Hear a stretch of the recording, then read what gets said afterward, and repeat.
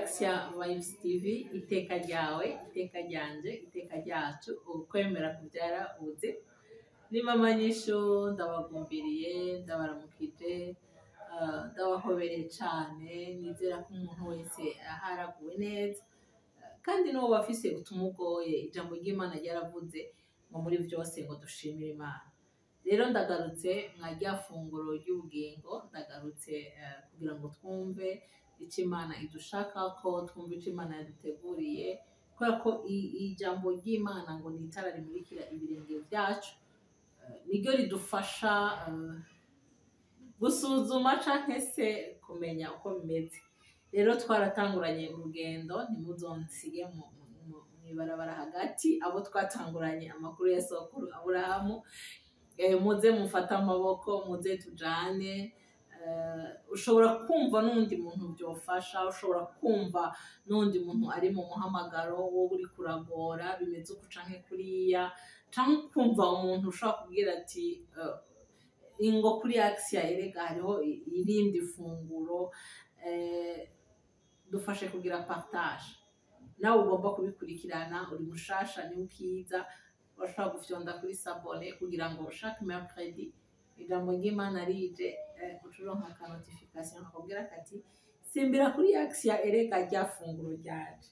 Rero twaraganiriye, twarabonye ingene Aburahamu yahamagawe, yumvise ijwi rimubwira ngo va mu nzu ya so, va hasi usohoke, arasohoka. Twarabonye ingene yageze igihe akahura n'utugorane dukeyi, ariko kandi Imana ntiyamuhevye, Imana yagiye ibana nawe. Twarabonye yuko ubushize yageze ahantu Imana imubwira ati unamura amaso, erega ca gihugu nakubwira niki, erega hahandi ni ahanya. Mugabo yave une condition kugira ngo Imana imubwire ngo Loti amaze gutandukana na Aburahamu, niki ijambo ryambwiye. Ndavuga nti inshuti mukundwa, biri gute weho? Nta Loti. Loti wiwawe ninde? Loti wiwawe niki? Ni igiki kintu gituma Uwiteka ataza kukwereka, kukubwira, atongera gusezerana nawe? Twarabonye ingene Imana ari nziza ikundana, ntabwo yaciye ihagarika isezerano ngo ni kubera yuko Aburahamu yari yasohokanye na Loti kandi atari ko yari yabivuze. Ariko Imana yaraje ice yongera gusezerana nawe, iramubwira ati itegereze, ati niba umuntu ashobora gukantifya umukungugu, ati uruvyaro rwawe niko ruzongana. Rero nshuti mukundwa, karibu twumvirize ukungene vyagiye biragenda mu rugendo rwa Aburahamu ari we sokuru w'ukwizera. Bizogufasha, bizomfasha, bitugirire neza, mu kwizera kwacu kutuvyarire ubuzima. Kuri 15 rero uno munsi nshaka ko dusoma indanzi y'amajambo, iravuga ngo Imana yongera gusezeranira Aburahamu kwizomuha igihugu c'i Kanani. Hanyuma y'ivyo ijambo ry'Uhoraho riza kuri Aburahamu nko mu nzozi riti, Aburahamu ntaco utinya, jewe n'inzo yawe uzohabwa impera ikomeye cane. Aburahamu aramubaza ati, mwami w'Uhoraho, uzompa iki ko ngiye gupfa atakana nsize, kandi uzotorana urugo rwanje akaba ari Eliyezeri umunyadamasiko? Arongera aterega nta ruvyaro wampaye, kandi umunyarugo yavukiye iwanje niwe azotora ivyanje. Maze ijambo ry'Uhoraho ryongera kuza kuri we riti, uyo siwe azotora ivyawe, ariko uzova mu kara kawe niwe azobitora. Amen. Murambabarira nyene, murazi ko hari igihe nyene usanga ariko vyagenze. Aburahamu yarakunzwe n'Imana, yarahiswemwo n'Imana. Imana iramutora, Imana iramuhamagara, Imana iramwizera, Imana imuzeza umurimo. Imana ivuga ngo nzohezagira ngo bamwo kuri wewe, ngo niho abantu benshi ngo bazohererwa umugisha. Irazira mubwira ati, itegereze, raba umukungu, ubwo ruvyaro rwawe niko ruzongana. Ariko Aburahamu na Sara bariko barasaza, bari mu bigero, na nikoroka bari barigeze. Ariko Imana ikomeza kumubwira ngo uruvyaro rwawe niko nzoha kino gihugu.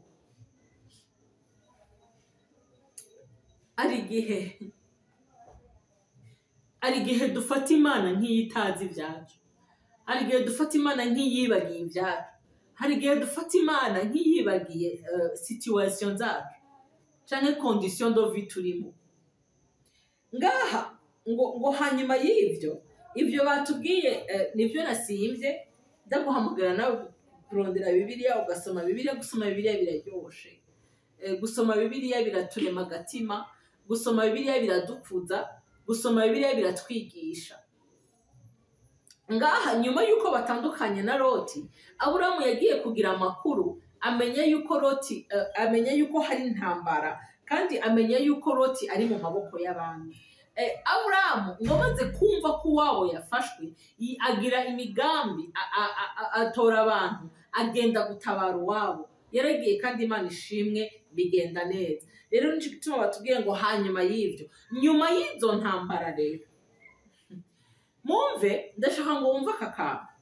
Aburamu ubushize Imana yamubwiye ngo unamura amaso, Imana yamubwiye ngo erega ca gihugu niki, erega kigenzure kirabe neza, ca gihugu nzoguha niki. Wamenga vyari biheze, wamengo vyari bikwiye, wamenga Aburamu yarashitse. Ariko ndagomba wumve aka kantu gateye ubwoba. Naho Imana yamubwiye ati ca gihugu niki, naho Imana yamubwiye ati kuri wewe no ku ruvyaro rwawe, ariko finally ntiyari bwashike aho ivyo byonye bisohora. Urugendo kugendana n'Imana ntabwo vyoroshe. Kugendana n'Imana ntabwo ari ibintu bisanzwe, ntabwo bigenda nk'uko uvyiyumviye, ntabwo ari ya ritme yawe, oya. Kandi ntabwo ari ibintu vyo kwihuta. Imana ijana n'abantu bemeye, abantu barambije, bashize amaguru hasi, bakemera kugendana nayo, bakemera umwanya w'Imana, bakemera kuba muri timing y'ijuru. Urumva yuko yejeje kumwereka igihugu, yejeje kumubwira ati ngiki, yejeje kumubwira ngo uruvyaro rwawe ruzongana nk'umukungugu. Wamengo hari hageze aho basama bagatangura bakaronga kuko igihugu yari yaceretswe. Ariko ngo nyuma yo kuvugana n'Imana ivyo, hadutse izo mvururu mu bami, hanyuma yumva yuko Loti yafashwe, ubundi bituma ahaguruka aja kumutabara. Rero nyuma yo kumutabara nibwo Imana ngo yongeye kuza gusezerana nabo. Mwumva ingene uru rugendo rutabagorosha. Noneho rero Aburamu ngira yararushe, nkuko nanje nshobora kuba ndushe, nkuko nawe ushobora kuba urushe. Ngo icitegereje yo gitevye ngo kivuna umutima. Ni ukuvuga ngo iyo urugendo rw'ubutayu rwabaye rurerure, hari igihe vyaha, hari igihe utakaza ivyize, hari igihe wumva umenga aho hantu vy'ukuri ntuzogerayo. Aburamu rero nga atangura kudondera Imana. Imana yacu idufashe cane. Aburamu aravuga ngo Mana we, Mwami uhoraho, nguzompa iki ko ngiye gufata akana? Hari igihe Imana idukorera ibintu vyinshi, Imana ikadukorera ibintu vyiza, kandi kuko le souffle de vie yonyene iyo mwemu uhumeka nukuri n'umugisha udasanzwe, kandi Imana iba yakoze.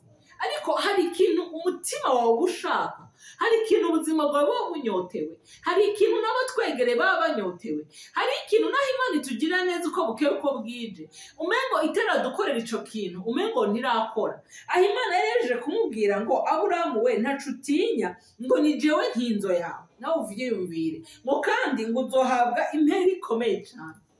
Ariko Aburamu arabiraba, asanga impera ikomeye yari afise ko ari ukuronka umwana, ariko asanga uwo mwana ntawe yarose. Aravuga ngo Mana we, none uzompa iki? Aravuga ngo uzompa iki ko mbona ngiye gupfa atakana afise? Ngo kandi umugurano yavukiye iwanje, ngo akaba ari uzompa iki Mana? Imana iramwumviriza, iramubwira ati Aburamu we, humura, kuri uwo ntabwo ariho navuze.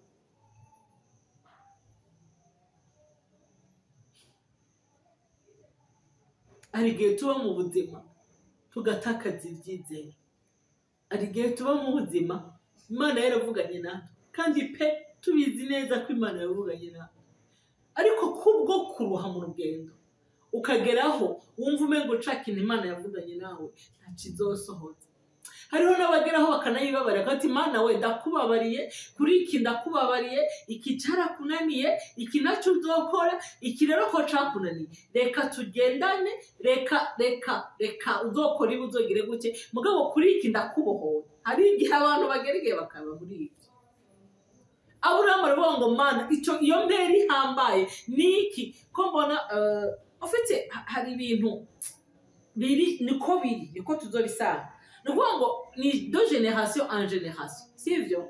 Nukuvuga ngo hariho sokuruza, hariho sokuru, hariho papa, hariho umwana, hariho umwuzukuru, hariho umwuzukuru, icyo niki. Nukuvuga ngo ni ya linye ibandanya. Avuga ngo aba bakomoka kwa naka. Naho hagera igihe ntitube tukimenya babandi b'inyuma cyane, mugabo iba ari continuité. Nukuvuga ugeze hahandi bakaza kuba ico gihe nabo bavuga abandi b'ico gihe.